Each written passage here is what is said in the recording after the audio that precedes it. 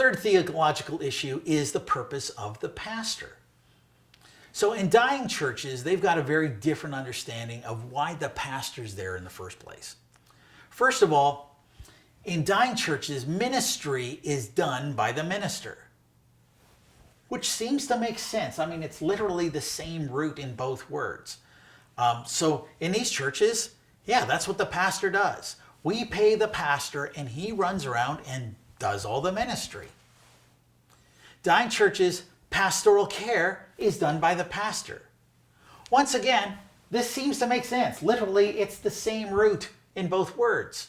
Yes. So if anybody's sick, if anybody's discouraged, who takes care of that? Well, it's our shepherd. It's our pastor who does that. Pastoral care is done by the pastor.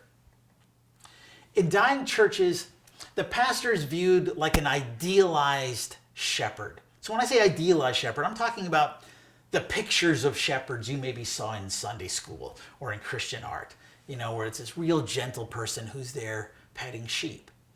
And so when people hear the word shepherd, oh, I know what a shepherd is. It's that guy in the picture who pets sheep. So how do I know our pastor's doing a good job? Because he's petting the sheep. Now, in dying churches, what is our job? Well, our job is to receive the pets. That's the deal here. We put money in the offering plate. His job is to pet the sheep. Our job is to receive the pets. That's how it works. So that's how dying churches understand ministry and the role of the pastor. Now, in thriving churches, they understand the role of the pastor very, very differently. First of all, ministry is done by the members. Now, if you look at the pastor's job description given to us from God in Ephesians chapter 4, our job description is not to do ministry instead of the people, but to equip the people for ministry. Something very, very different. And in thriving churches, this is what you see, that ministry is done by the members. The pastor's job is to equip people for the ministry. You also see that pastoral care is done by the people.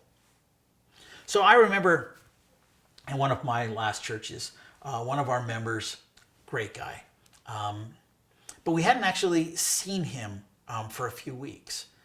We'd seen his wife, but we couldn't see him. And it was a big church, so maybe we missed him somewhere, but boy, we just haven't seen Mike. And then Mike shows up and his full head of black hair is gone and he's straight bald and he's got this big scar on the side of his head. And we're like, oh, wow, what happened? He says, well, I had a brain tumor. And I was like, oh my goodness, like we didn't know. And he said, well, that's okay. My small group knew. So my small group, they brought over food for my family. They took care of my family. They visited me in the hospital.